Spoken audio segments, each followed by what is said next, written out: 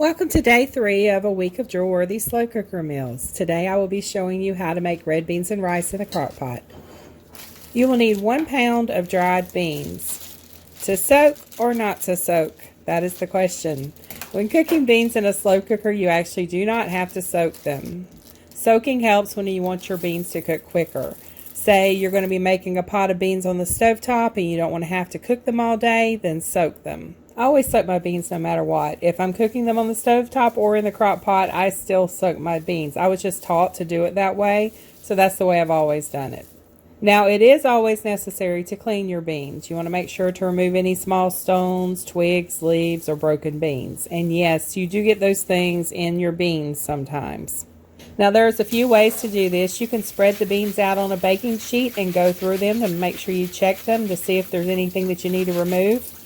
Or you can check them as you're slowly pouring them into a strainer to rinse them off. I usually just keep an eye out for any foreign objects as I'm pouring them and then rinsing them under cold water. If you aren't soaking the beans, then after you've cleaned them, you can go on to the next step.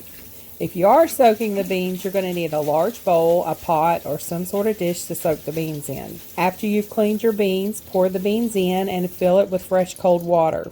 You only need to soak them for about 5 hours or so for the beans to absorb the water and soften, but I find it's easier to prepare them the night before. I just place aluminum foil over the bowl and I place it in the fridge overnight. Now in the winter time, I will leave them out and soak them on the counter. I'll just place aluminum foil over it and leave it on the counter overnight because our house is very cool in the winter. In the summer, our house is extremely warm, so I place them in the fridge. And I know it's mid-September, but here in Chattanooga, it still feels like summer, so I'm placing them in the fridge. We will be back in the morning to finish this up.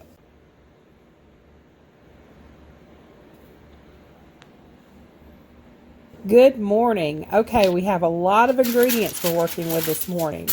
Here are the beans. See how they're bigger now that they've soaked? I'm also going to be using 1 ham steak, andouille sausage, 4 cups of chicken broth, 1 teaspoon of chili powder, 1 teaspoon of ground cumin, a half a teaspoon of cayenne pepper, 1 teaspoon of onion powder, 1 teaspoon of smoked paprika,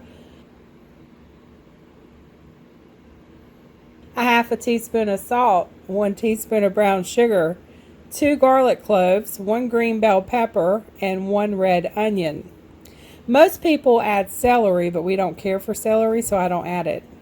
You don't have to do this next step, but I always do. I'll put a little olive oil in my small cast iron skillet, and I'm going to cook the onions and peppers until they're soft. For those cast iron lovers out there, this is a Lodge 8-inch skillet. This is my Cornbread Festival skillet. On the back it says the National Cornbread Festival.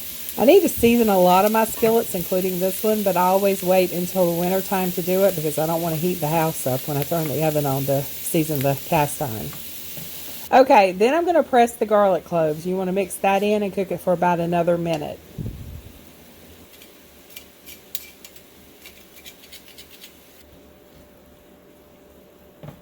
Next, I'm going to chop up the andouille sausage.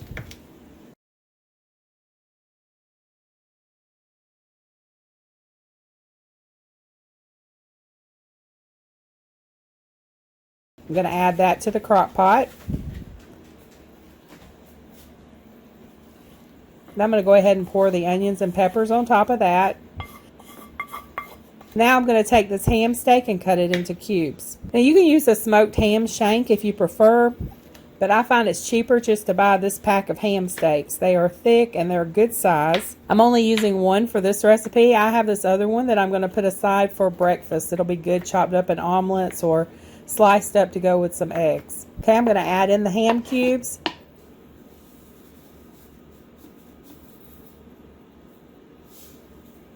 Then add in the smoked paprika, onion powder, cayenne pepper, ground cumin, chili powder,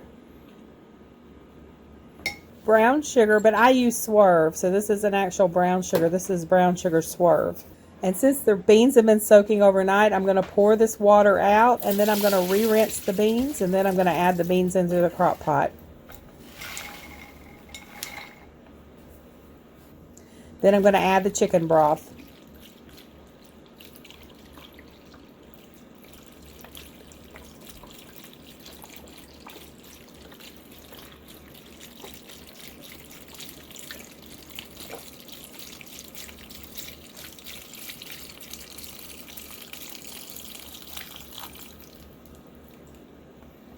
and then mix it all together. I'm going to place the lid on the pot, and then I'm going to cook on high for about 6 to 8 hours.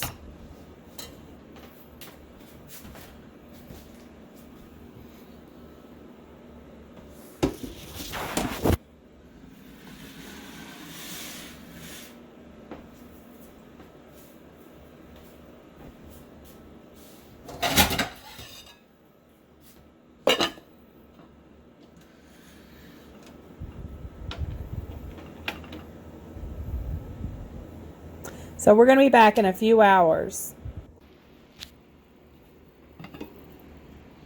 This smells so good. Oh my goodness, this smells so good.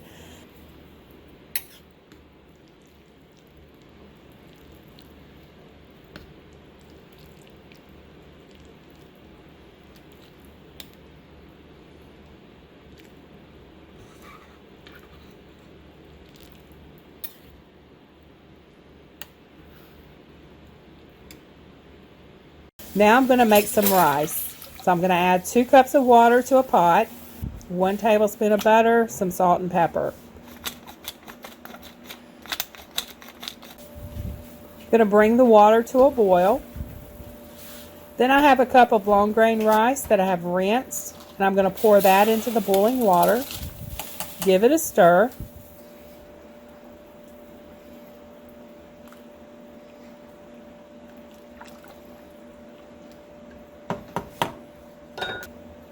Place the lid on and turn it down to low and let it simmer for about 20 to 25 minutes or until the water is completely absorbed.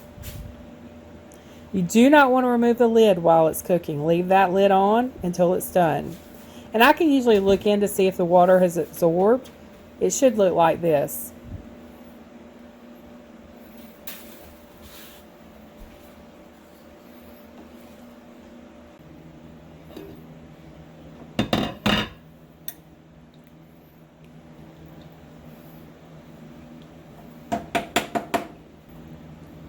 So now I'm going to pour this into the crock pot. Now you can also leave it out and just dip the rice in a bowl and place the beans on top.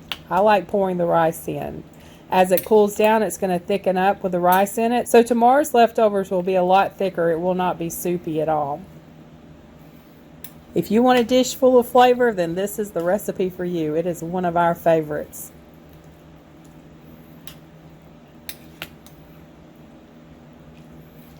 The leftovers can be frozen for another time. We had leftovers the next day, and then I froze the remainder. As long as the leftovers are cooled down, you can put the leftovers in a Ziploc freezer bag and get out as much of the air as you can when you seal it up. Label it with the date so you know to eat it within 3 months, and it can stay in the freezer for up to 3 months. So you'll have a ready-made meal for another time. Stay tuned tomorrow as I will be roasting a whole chicken in the slow cooker. I will have to get my Hamilton Beach slow cooker out for this recipe because my crock pot is too small to roast a chicken in. Don't forget to subscribe, like, and leave a comment to be entered in the 3,000 subscriber giveaway. For more info on that, watch Saturday's introduction video. Thanks so much for watching, and y'all have a very blessed day.